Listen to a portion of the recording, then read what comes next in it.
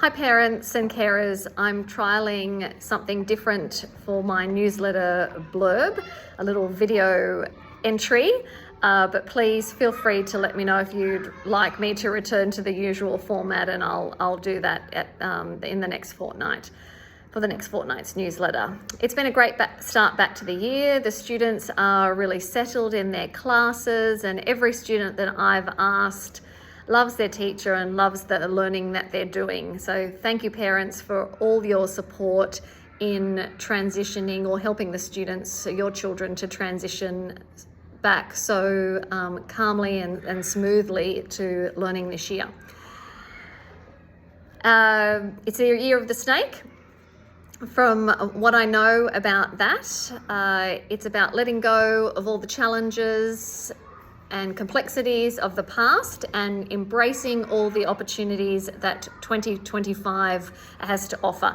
And I know that there'll be plenty of those on offer at Campsie Public School this year.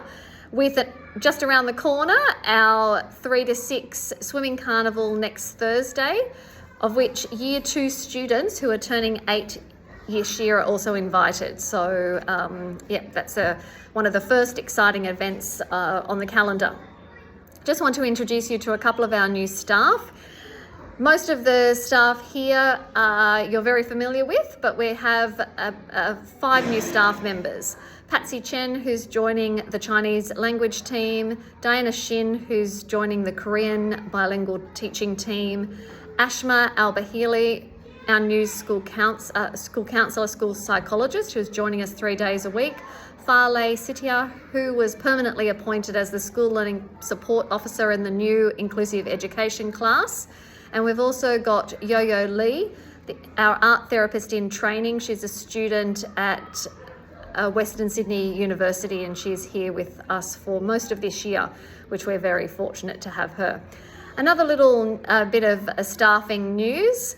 Matthew Williams, who's the coordinator at OSH, has been lucky enough to be offered an opportunity as a community liaison officer for OSH, working across Campsie Public School, Canterbury Public School and St Mills as a community liaison officer. So we congratulate him and wish him very well as he transitions to that new role.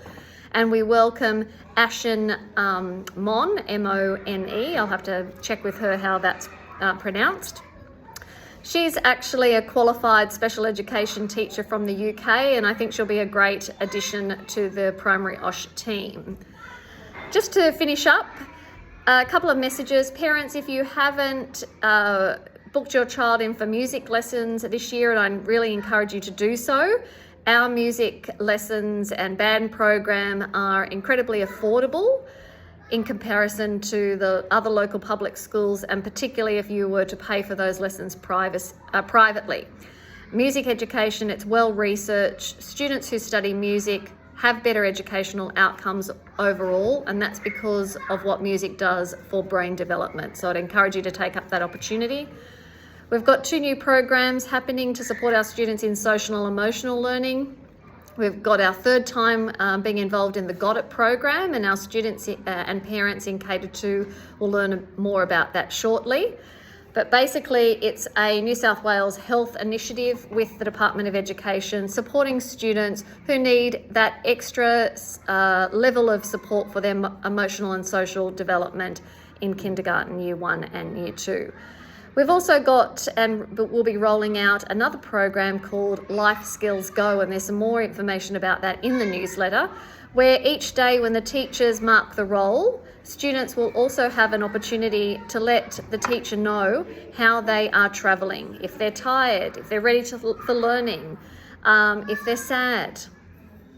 And we'll be looking at that data and, potentially in the future having some conversations with parents, particularly for children who maybe are coming to school very tired consistently, and to talk with parents and with the teacher about how we can support that student coming to school with a better, being better ready to engage with their learning straight away.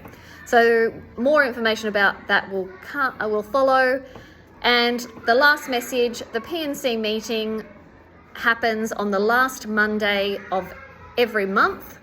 The one coming up is the 24th of February. It's at between 6 and 7 in the school library. Everyone's welcome, and I'm looking forward to maybe meeting some of our newer parents to the school community. Look forward to seeing everyone then, and feel free to reach out and let me know your feedback about this style of delivering messages for the newsletter. Have a great rest of the week, everyone, and a nice weekend.